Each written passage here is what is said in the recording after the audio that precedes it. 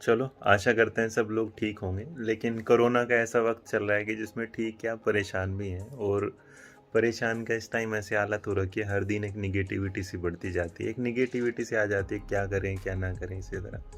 चलो आज एक कहानी सुनाता हूँ। कहानी है एक इंसान की। एक इंसान जो जॉब करता था, तो अपनी जॉब में अपने मालिक से बड़ा परेशान था। घर जाता तो अपनी बीवी से बड़ा परेशान था। तो रोज़ जब परेशान हुआ, इधर की चिक चिक उधर की चिक चिक फलाना, तो उस चिक चिक से परेशान होकर उसने एक दिन सोचा कि मैं घर छोड़ के चला जाता हूँ। अब उसने घर छोड़ के जाने की कोशिश की और कोशिश में कामयाब हो गया और वो चला गया।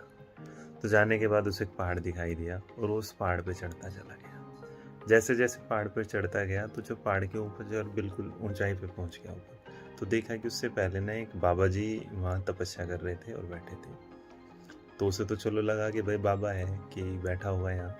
लेकिन बाबा ने तो बड़े दिनों बाद एक इंसान देखा कि कोई इंसान आया, तो उससे पूछा क्या हुआ।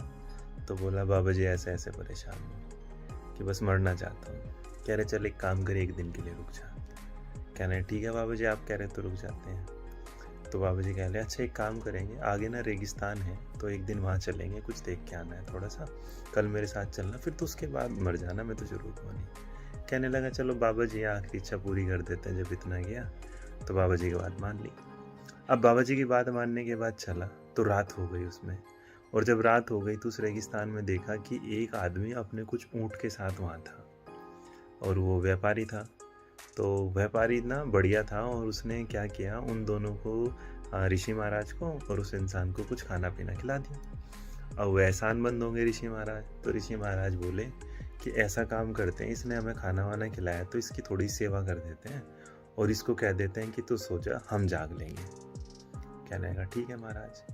तो उसने सोचा भाई महाराज क्या जागेंगे, तो बोला महाराज को महाराज आप भी सो जाओ, मैं देख लूँगा। तो महाराज ने कहा देख लियो कि जब तक ये ऊँट ना सो जाए तुझे सोना नहीं है। कह रहे नहीं महाराज चिंता ना करो। अब हो जाता है, सुबह महाराज उठते हैं, देखते हैं तो वो इंसान ना जो परेशान वाला है वो जागा रहता है। तो उससे पूछते हैं बाबा जी, ऋषि महाराज, कि यार एक बात बता, तू सोया नहीं।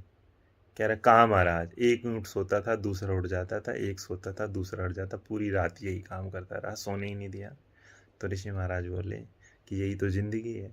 एक समस्या आती है, दब जाती है, दूसरी आती है, फिर तीसरी आ जाती है, पहली ख़त्म नहीं होती दूसरी तैयार होती है। तो ज़िंदगी है, ये तो ज़िंदगी भर चलता रहेगा। और अगर इस समस्याओं से इंसान भागने लगा और मरने लगा तो इसका मतलब वो तो कभी लड़ा ही नहीं है। तो ये तो ज़िंदगी है, इसका सामना करना होता है। क्योंकि पानी में तैरने वाला, समुंदर में जो जहाज़ होता है ना बहुत बड़ा, वो किनारे पर बंधा तो रहता है मैक्सिमम टाइम, लेकिन उसे लड़ने के लिए उस पानी की लहरों को चीर के आगे बढ़ने के लिए पानी में उतरना ही पड़ता है। तो याद रखिएगा आपकी ज़िंदगी में मुश्किलें तो आती रहेंगी, लेकिन उस मुश्किलों को सामना करने के लिए आपको हमेशा क्या करना पड़ेगा, आगे बढ़ना पड़ेगा। और ज़िंदगी आगे बढ़ने का ही नाम है। तो अब ये कोरोना आया है या कोई भी परिस्थिति कितनी भी बुरी आती है, तो ज़िंदगी का पहला सफ़र यही कहता है कि आप उसके साथ लड़िए। न जाने आने वाले कल में मजबूरियाँ कितनी ज़्यादा बड़ी होंगी, लेकिन जब आप एक मजबूरी से जीतेंगे तभी आप आगे जाके ज़िंदगी में दूसरी मजबूरी से लड़ेंगे। तो मेरे बच्चे, ये वक्त ऐसा है, इसी तरह पढ़ाई भी ऐसी है। हो सकता है आज कुछ समझ में नहीं आ रहा, हो सकता है मैथ पढ़ते हो तो इंग्लिश मुश्किल लगती है, इंग्लिश पढ़ते हो तो सीडीपी मुश्किल लगती है, सीडीपी पढ़ते हो तो फिर हिंदी मुश्किल लगती है, हर एक बात दूसरा सब्जेक्ट मुश्किल। लेकिन याद रखना, जितना एक एक को पढ़ते चले जाओगे उतना इसमें कामयाबी पाते चले जाओगे। तो बस खुश रहो, मुस्कुराते रहो और एक अपना ध्यान रखो। जय हिंद।